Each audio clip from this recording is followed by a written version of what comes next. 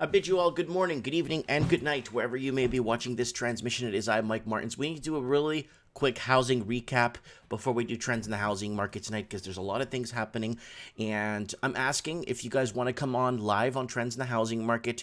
There's a lot of people that are laid off, a lot of people now that shouldn't be at fear of losing their jobs for coming on a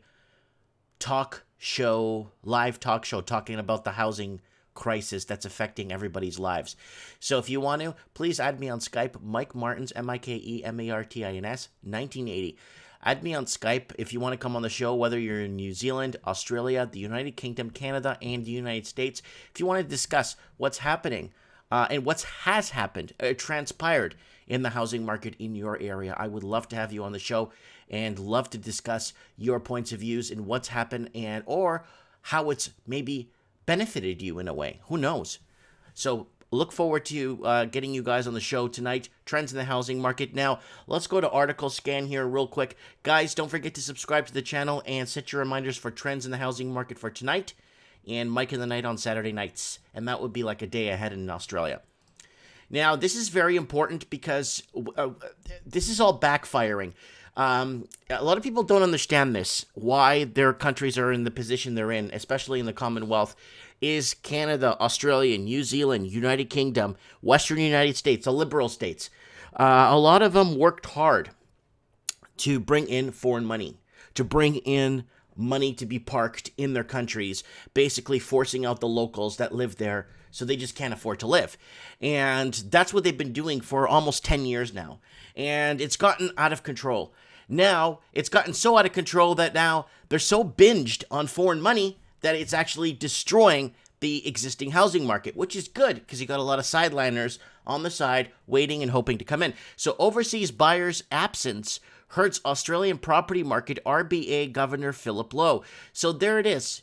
There it is, right there on some property observer thing. Now, the reduced flow of new arrivals to Australia is affecting some real estate markets, RBA Governor Philip Lowe noted in July RBA meeting minutes released today. So it was released actually a couple hours ago. He was referring to primarily the rental market, with vacancy rates increasing sharply in Sydney and Melbourne to just about 4%. Now, here's the deal with that. Everybody's leaving those major cities because they can't afford to live in them. So when you're paying 70 to 80% of your income towards shelter, good luck. Hasta la vista, baby. Housing prices in some larger cities had declined in June, though were only little below recent peaks in the case of Sydney and Melbourne, Lowe said, adding that house prices in a number of smaller cities were broadly unchanged. Why? Because people have mass exoduses the major cities into smaller cities. Now, you're going to start to see a lot of the Commonwealth countries start to crumble because the locals cannot get into. I wonder what the government's going to throw out there. We already had the first-time home buyers loan, the interest-only mortgages, all this Mickey Mouse to try. They're going to go into negative rates. Watch. They're going to remove cash, and they're going to go into negative rates to get people into the housing market because they can't restart this one. So Canada tried doing this, and I brought this up many times. Canada wants more Chinese workers, students, and tourists as immigration minister. So Canada's got another year in this program where they're bringing in 500,000 Chinese per year. They set up offices with Canadian taxpayers' money to bring in more students, workers, and lucrative tourist business, and that's what Canada is. So this is just goes to show that some countries aren't hiding the fact they're bringing in 500,000 wealthy investors in per year, because there's a lot of requirements to meet to just show up. You know what I'm saying? Canada closed immigration from Europe in the late 1990s. So ever since then, they've been actually binging on cash. So here it is. Real estate will cost up to 50% less minus bribes. So this is coming from Real Estate. Alto Capital, which defaulted in interest payments recently, has sought a moratorium of further repayments from its leaders. Mint. So this is right here. As you pass through the beautiful museum at the airport on the way to your flight, you will stop to admire the sculptures, the paintings, and the wall art of murals that make for such a compelling beauty atmosphere. But a former airport's authority had once stopped me midway in the appreciation of this wonder to burst the beauty of the bubble. When project costs are mapped closely, art is a great way to inflate costs. Who knows? how to value art. He said cynically, then it is a matter of connecting the dots to figure out what he really said. The cost of expensive infrastructure is paid by the users finally in different ways. One way is the user development fees, which ranges from a few hundred to a few $100,000 over the past years. The latest rates are here. So let's look at the ways they're getting people to pay for infrastructure. Why? Because everybody's leaving these major cities, and it's becoming harder and harder to... There it is. So this is a good read if you guys get some time. It's based out of India, but they are having a financial housing crisis there too. Now watch this one. Niagara region housing prices climb as buyers leave Toronto in search of space.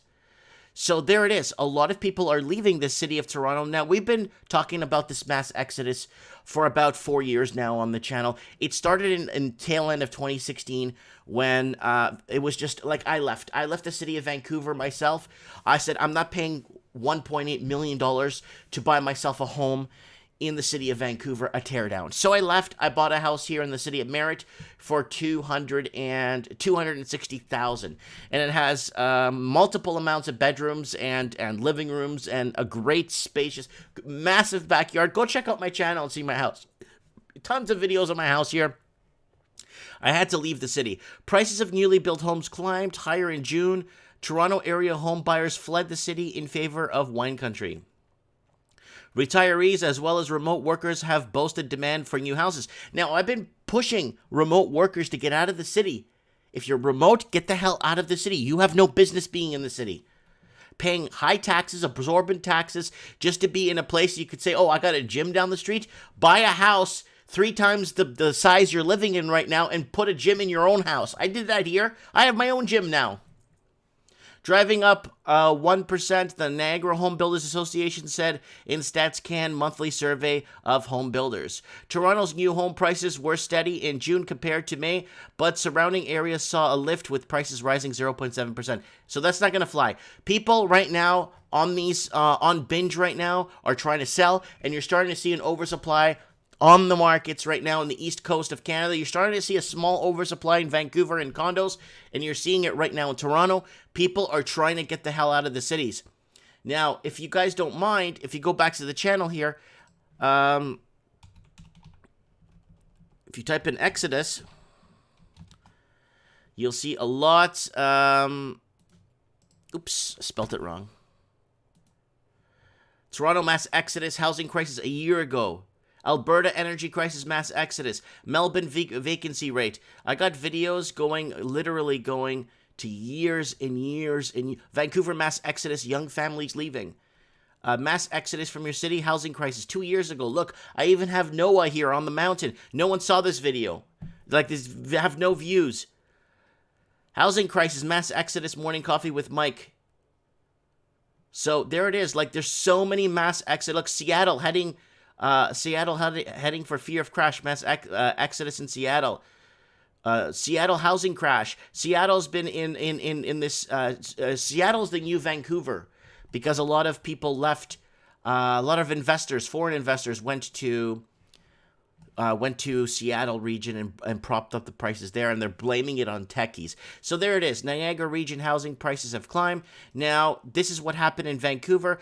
Aboriginals and whites leaving Metro Vancouver. So tens of thousands, if not hundreds of thousands of Caucasian people and Aboriginals have left the major cities. So this is a few years ago. You're seeing it happening now in Toronto, and it's getting out of hand.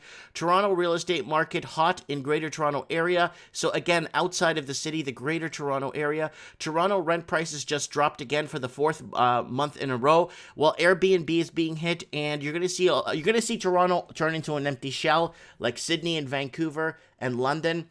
And Los Angeles and San Francisco, those cities have turned into empty shells. Toronto, with all its glitz and lights and its major plug-in, what do they call it? What do they call that city? The .com city or future city, the city of the future, whatever they want to call it, with Google and all that stuff. Good luck with that, with an empty city. And This one here is from the Financial Times, selling New York's luxury residents a super tall order. The super tall overlooking New York Central Park, 111th West 57th Street is unusual for being the skinniest and the gangly-like skyscrapers that have sprung up in Manhattan in recent years, but it's also unusual because of its residential buyers. People aren't buying up anymore in Manhattan. A lot of confidence in Chinese investors are no longer going to New York State. New York is turning into Vancouver, and so is Massachusetts, Boston. You go right now to whatchamacallit. You go right now to if you go to Hell's Kitchen, you won't find any Irish there. It's turned into China. You go into anywhere else, it's basically turning into an autonomous region of China. So you go into Little Italy areas now, it's all changed. You go into Little Italy areas now in Toronto, in Richmond Hill, it's all changed. And it's not changing for the better. Things are going to get worse. Let me know what you guys think in the comments below. I think Canada should have not closed immigration from Europe in 96. And then deport all the Portuguese and deport Hungarians, apparently. Deport other cultures out of the country in mass deportation. Let me know what you guys think in the comments below. Look forward to reading your comments. Share this video because it will never get out there. Let's get the word out and let's find out what's going on here. Thanks for watching. We'll talk soon and have a great day, everybody.